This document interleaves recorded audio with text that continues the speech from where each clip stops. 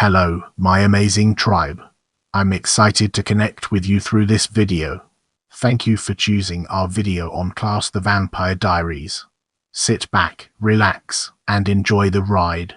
Klaus is the 19th episode of the second season of the CW television series, The Vampire Diaries, and the 41st episode of the series overall. It originally aired on April 21, 2011. The episode was written by Kevin Williamson and Julie Plec and directed by Joshua Butler. Moving ahead, let's uncover the hidden gems within plot and discover their significance. Elijah Daniel Gillies wakes up in the Salvatore basement after Elena Nina Dobrev removes the dagger from his body. Elena tells him to keep quiet so Damon Ian Somerhalder and Stefan Paul Wesley will not hear him. Elijah needs to get out of the house since he is not invited in, and Elena, to convince him that he can trust her, hands him the dagger. Stefan wakes up the next morning and discovers that Elijah's body is gone, while at the same time, Klaus needs his real body and asks Maddox Gino Anthony Pizzi to take care of it. Stefan calls Elena to see if she is okay and asks her where Elijah is. Elena reassures him that she is fine and that Elijah is with her, asking Stefan to trust her and let her do what she thinks best. Stefan, even though he does not agree with her plan, agrees, making Damon unhappy. Elijah explains to Elena how he and Klaus met Catherine and that Klaus is his brother. Jenna Sarah Canning returns home after all the messages Elena left her about staying away from Alaric and calls Stefan to ask what is wrong. Stefan goes to meet her, only to find out that Alariclus is already there waiting for him. Damon goes to Alaric's apartment with Andy Donnelly to see if Catherine is there. When they find her, Damon gives her vervain to drink so that Klaus will not be able to compel her. Elijah continues to tell Elena the story of his family, and he reveals her that the curse of the sun and the moon is fake. Klaus and Elijah made that curse up, but there is another curse that is worse, and it is on Klaus. That is the curse Klaus wants to break. At the same time, Alariclus tells Jenna about vampires, but Jenna does not believe him. When she attempts to leave, Klaus tries to stop her, and Stefan attacks Klaus, giving Jenna the opportunity to escape. Stefan calls Elena to let her know that Jenna knows the truth, and Elena leaves Elijah to go to Jenna. In a flashback, we see that Elijah was in love with Catherine back in 1492. Elena tries to calm Jenna down and tells her the whole truth. Then, she goes back to Elijah, asking him to tell her about the curse. Elijah tells her that his mother was unfaithful to his father and Klaus is a brother from another father, a werewolf, something that makes Klaus both a vampire and a werewolf. Klaus wants to break the curse that is upon him so he can reawaken his werewolf side and create an army of hybrids. Since Klaus is both a vampire and a werewolf, Elijah explains Elena that the dagger cannot kill him, and they have to try to do it using a witch when Klaus is on transition, a moment that makes him weak. Elena tells him that she knows a witch that can channel the power they need, and Elijah tells her that the curse needs to be broken during a full moon.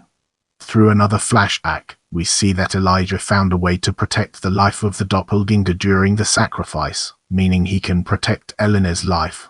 Catherine did not know about that. That is why she ran away from Klaus when she found out what he wanted her for.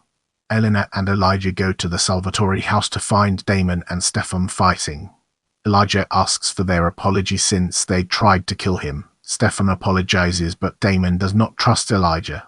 Stefan explains to Elijah that Damon is angry with him at the moment, but he will come around at the end and work with them. The episode ends with Klaus Joseph Morgan taking his real body back.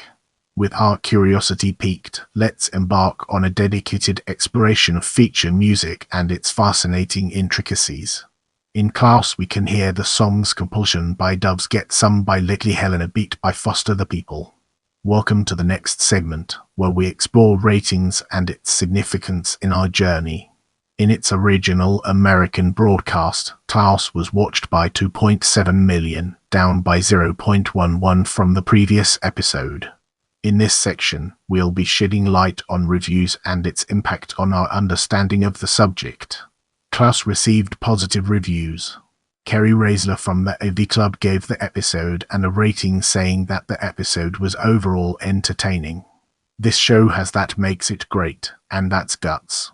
Not many shows would have the stones to dismiss their entire season's mythology as false only a few short weeks before the finale.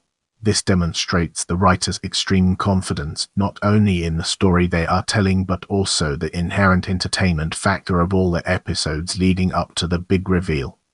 E. Reagan of the TV Chick gave the episode a rating saying that it was very informative. There was obviously not a ton of plot movement, but some for sure. However, we learned an incredible amount of information.